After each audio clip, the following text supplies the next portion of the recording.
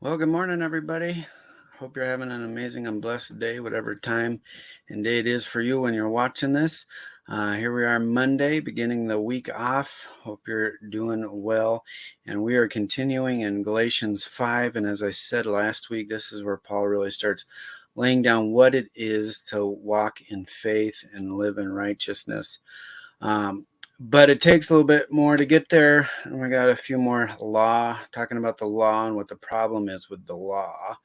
And verses in Galatians 5, 7 through 12 in the Message. Here we go. Paul does not mince words. Let's just say that. You were running superbly. Who cut in on you, deflecting you from the true course of obedience? The detour doesn't come from the one who called you into the race in the first place. And please don't toss this off as insignificant. It only takes a minute amount of yeast, to permeate an entire loaf of bread. Deep down, the Master has given me confidence that you will not deflect. But the one who is upsetting you, whoever he is, will bear the divine judgment. That is a lot. But here's the thing. It only takes a little law to deflect you from grace. And this is hard because we want to follow the law. The law is good. The law is showing us how to live righteously, right?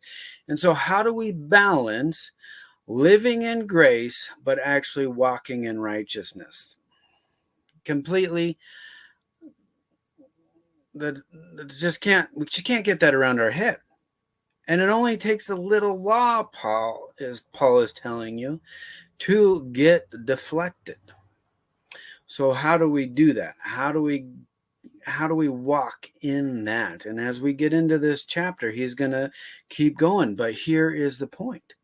We have to think about not what the law says as much as we have to what the law intends. What's the point? And the point is life.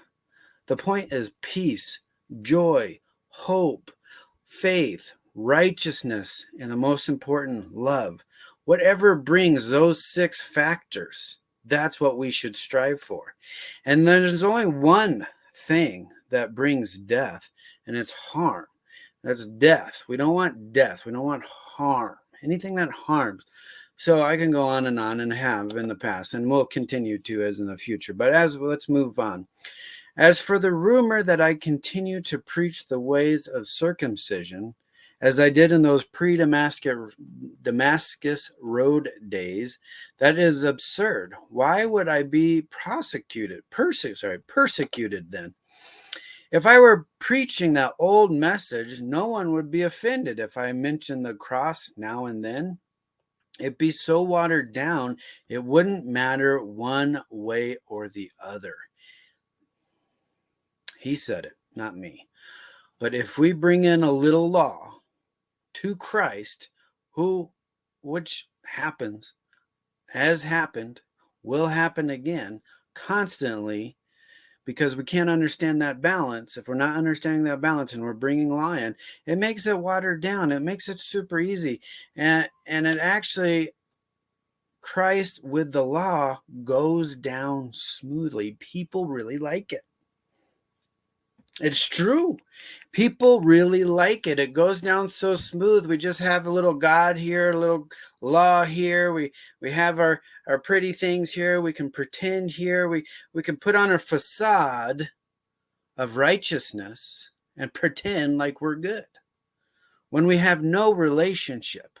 And that's what you look in the Old Testament. It says, and Jesus was in the Pharisees and the Sadducees, which is basically the religious leaders of the day, and he was in their face, and he says, you do not know me. Your heart is far from me. And that's really the point.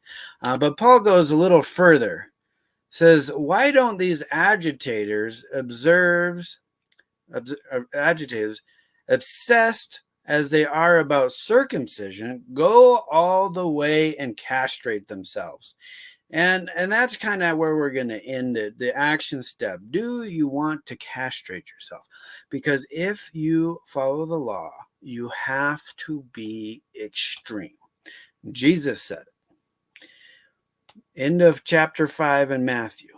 He goes through the Beatitudes and he says, if you want to be perfect, you just have to be perfect as God is perfect. That's the bar. That's it. So you might as well castrate yourself. You got to poke out an eye. You got to cut off an arm. You can't look at anything. You can't see anything. But what's the point? Is the point trying to follow these laws? No, the point is life, love, peace, joy, hope, faith, righteousness. And the point not to do is harm. We should not cause harm. We make all these laws in the attempt to bring life, but in truth, they bring harm. And that's how we should judge things. So continuing on tomorrow, and I hope you